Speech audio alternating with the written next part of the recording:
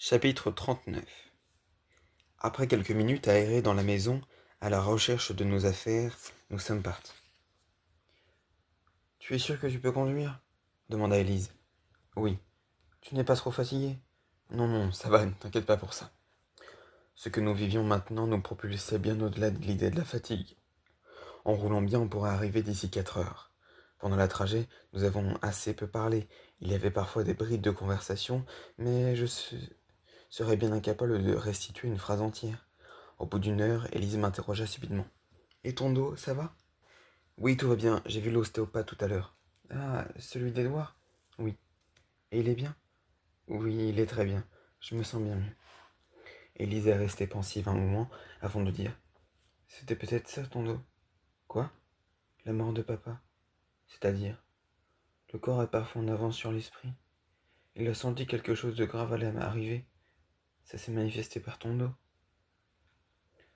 Je ne savais que penser. Ma douleur avait pu avoir un lien avec cette forme de pressentiment. J'étais un messager de l'avenir, un peu comme tous ces gens qui ont mal aux genoux juste avant que la pluie tombe. Mais pourquoi l'avais-je vécu, moi, plutôt qu'elle ? Après tout, j'avais prouvé par l'égoïsme de ma réaction après l'annonce du décès que je n'étais pas complètement en connexion sensible avec mon beau-père.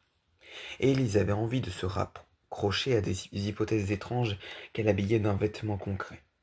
Elle luttait comme elle le pouvait contre la brutalité de l'événement. Je voulais bien me laisser aller à croire avec elle aux manifestations anticipatives du corps. L'autoroute était vide. Personne n'allait en Bretagne à cette heure-là. Et ne parlons pas des stations-service ou des aires de repos, véritable désert humain, la mort nous propulsait dans un monde vide où aucune personne heureuse n'oserait s'aventurer. « Tu devrais peut-être faire une pause, » suggéra Élise. « C'est comme tu veux, toi, moi je peux rouler. Alors faisons une pause. » J'avais envie de m'arrêter depuis un moment, mais après le temps de prostration dans le salon, j'avais senti chez ma femme comme une urgence. Elle voulait rejoindre sa mère le plus vite possible. À la station-service suivante, je suis allé demander au caissier un peu de monnaie pour la machine à boisson. Il s'exécuta sans un mot. Ma femme s'est accoudée à une table fixée au sol. On ne pouvait pas s'asseoir dans ces endroits. Je lui demandai quel type de café elle voulait. « Juste un café », a-t-elle répondu. Ce n'était pas le moment de la questionner. Grand, long, court, sucré au lait, j'étais un peu perdu dans la multitude des possibilités. J'ai finalement opté pour 2 cafés courts, sans sucre.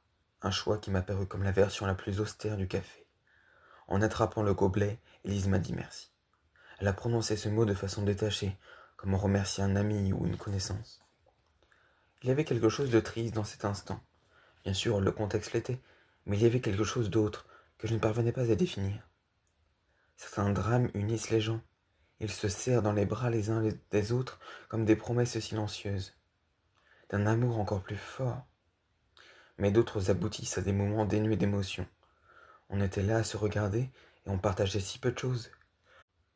Nous étions dans une forme de cohabitation du vide. On buvait un café qui ressemblait à de la soupe, et c'était assez symbolique de ce que nous étions, incapables de nous définir. Ma femme semblait ne pas voir en moi un homme capable de la protéger. Elle tentait d'affronter le choc en solitaire, et je voyais dans mon incapacité à la rassurer les limites de ce que j'avais toujours considéré avec optimisme comme notre tendresse. Chapitre 40. Intensité de la douleur. 3. État d'esprit. Au-delà de la fatigue. Fin du chapitre 40.